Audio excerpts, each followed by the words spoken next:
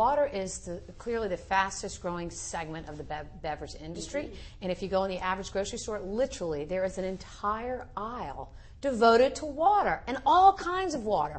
Water infused with antioxidants and herbs and caffeine and vitamins and minerals.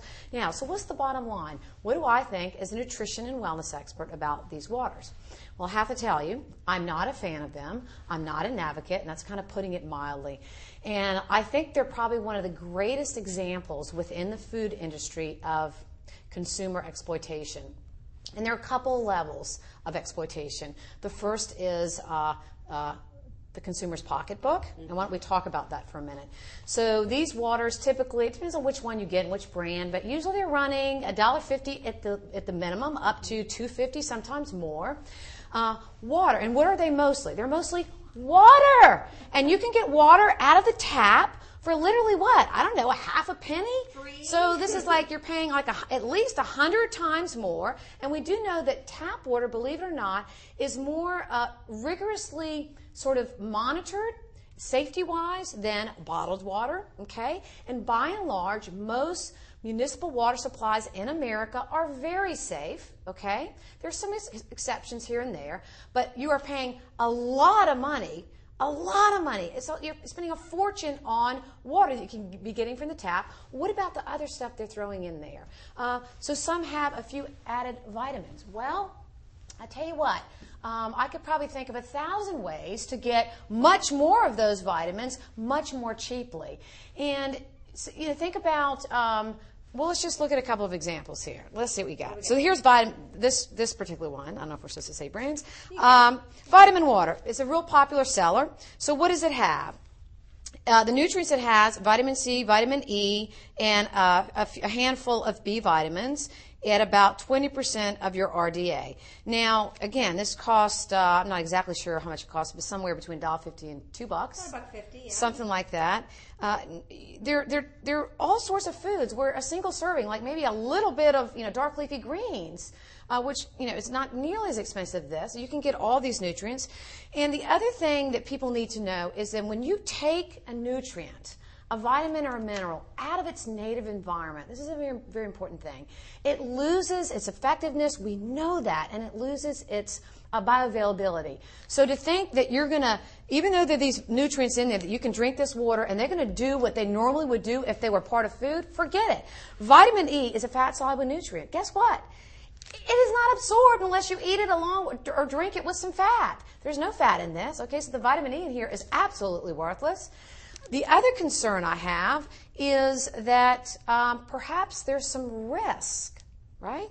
Perhaps there's risk in terms of toxicity.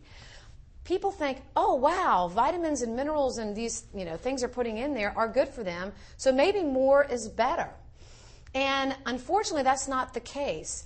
We know there are lots of examples of this in the scientific literature, that if you overdo certain nutrients, it can sort of backfire on you. Let me give you an example of something that I thought about. I found a vitamin water that had 155% of the recommended daily amount for folic acid. Mm-hmm. Very important nutrient for cancer protection, healthy pregnancy. Right. And we just had a recent study, and it kind of shocked us all that, oh my goodness, people that got the most folic acid actually had a higher rate of developing colon cancer. And if you know what folic acid does in the body, it's understandable, ooh, if you take too much, perhaps it could increase the risk of that. So, how many, if you're taking 155% of the RDA for folic acid in one of these, what about people that are doing 3 and 4 and they're taking a multivitamin and now they have vitamins in all sorts of cereals and other things? So you lose an element of safety when you start taking in nutrients, vitamins and minerals outside of their native context, which is food, right? So I do think it's exploitation, the consumer's pocketbook. You're clearly paying a fortune for something that you could get a lot less inexpensively and I think a lot more safely from alternative ways. And the other thing is sort of exploiting sort of the average consumer's nutritional naivete. You see this, it says water. They know water is good for them. They see vitamin water. Oh, it must be really good for me. Mm-hmm. So what else is in these things? Sugar. And You've heard me talk about sweetened beverages. They're not good for you. We know that they do not suppress the appetite, not nearly to the degree of solid food calories. They tend to have adverse effects on metabolism. So I would call these sort of, basically they're like soda, the ones that have sugar added to them. The first ingredient here is water. The second one is basically sugar. And whether it's fructose or sucrose or crystalline fructose, it's all the same thing. Some are artificially sweetened, but usually there's a combination of at least some sugar in there. So my recommendation is to drink pure, clean water, and I'm very comfortable with tap water as long as you know that your municipal water supply is safe, and most are.